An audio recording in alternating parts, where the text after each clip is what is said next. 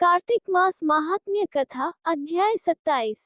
पार्षदों ने कहा, एक दिन की बात है, विष्णुदास ने नित्य कर्म करने के पश्चात भोजन तैयार किया, किंतु कोई छिपकर उसे चुरा ले गया।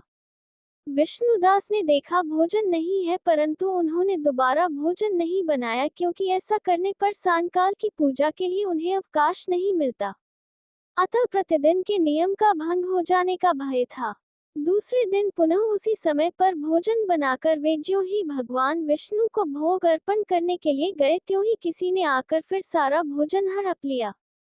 इस प्रकार 7 दिनों तक लगातार कोई उनका भोजन चुरा कर ले जाता रहा। इससे विष्णुदास को बड़ा विस्मय हुआ। वे मन ही मन इस प्रकार विचार करने लगे, हो कौन प्रतिदिन आकर मेरी रसोई चुरा ले जाता है। यदि दोबारा रसोई बनाकर भोजन करता हूँ तो सांकाल की पूजा छूट जाती है। यदि रसोई बनाकर तुरंत ही भोजन कर लेना उचित हो तो मुझसे यह न होगा, क्योंकि भगवान विष्णु को सब कुछ अर्पण किए बिना कोई भी वैष्णव भोजन नहीं करता। आज उपवास करते मुझे 7 दिन हो गए। इस प्रकार मैं व्रत में कब तक स्थिर रह सकता हूँ। अच्छा, आज मैं रसोई की भली भांति रक्षा करूंगा। ऐसा निश्चय करके भोजन बनाने के पश्चात वे वहीं कहीं छिपकर खड़े हो गए। इतने में ही उन्हें एक चांडाल दिखाई दिया, जो रसोई का अन्न हरकर जाने के लिए तैयार खड़ा था। भूख के मारे उसका सारा शरीर दुर्बल हो गया था, मुख पर दीनता छा रही थी। शरीर में हाड़ और चाम के सिवा कुछ शेष नहीं बचा था। उसे देखकर श्रेष्ठ ब्राह्मण विष्णुदास का हृदय करुणा से भर आया। उन्होंने भोजन चुराने वाले चांडाल की ओर देखकर कहा, भैया जरा ठहरो ठहरो, क्यों रूखा सूखा खाते हो, ये घी तो ले लो। इस प्रकार कहते हुए विप्रवर विष्णुदास को आते देख वह चांडाल भय के मारे बड़े वेग से भागा और कुछ ही दूरी पर मूर्छित होकर गिर पड़ा। चांडाल को भयभीत और मूर्छित देखकर द्विज श्रेष्ठ विष्णुदास बड़े वेग से उसके समीप आए और दयावश अपने वस्त्र के छोर से उसको हवा करने लगे। तदंतर जब वह उठकर खड़ा हुआ तब विष्णुदास ने देखा वहां चांडाल नहीं है, बल्कि साक्षात नारायण ही शंख चक्र और गदा धारण किए सामने उपस्थित हैं। अपने प्रभु को प्रत्यक्ष देखकर विष्णुदास सात्विक भावों के वशीभूत हो गए।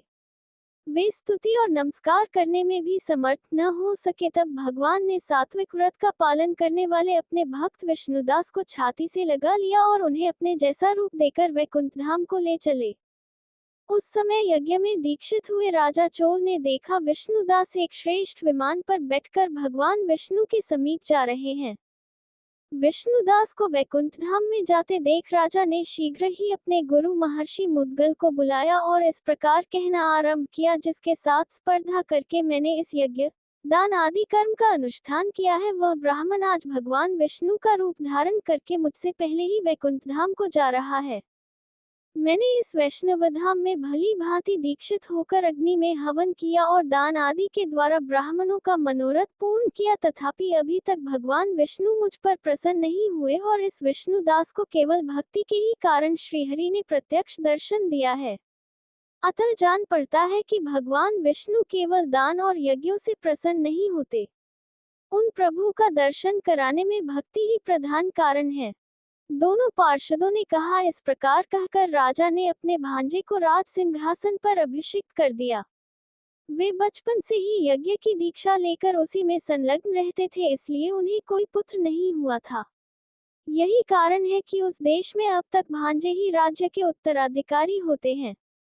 भांजे को राज्य देकर राजा यज्ञशाला में गए और यज्ञ कुंड के सामने खड़े होकर भगवान विष्णु को संबोधित करते हुए 3 बार उच्च स्वर से निम्नांकित वचन बोले, भगवान विष्णु, आप मुझे मन, वाणी, शरीर और क्रिया द्वारा होने वाली अविचल भक्ति प्रदान कीजिए।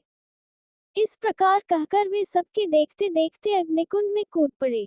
बस उसी क्षण भक्तवत्सल भगवान विष्णु अग्निकुंड में प्रकट हो गए।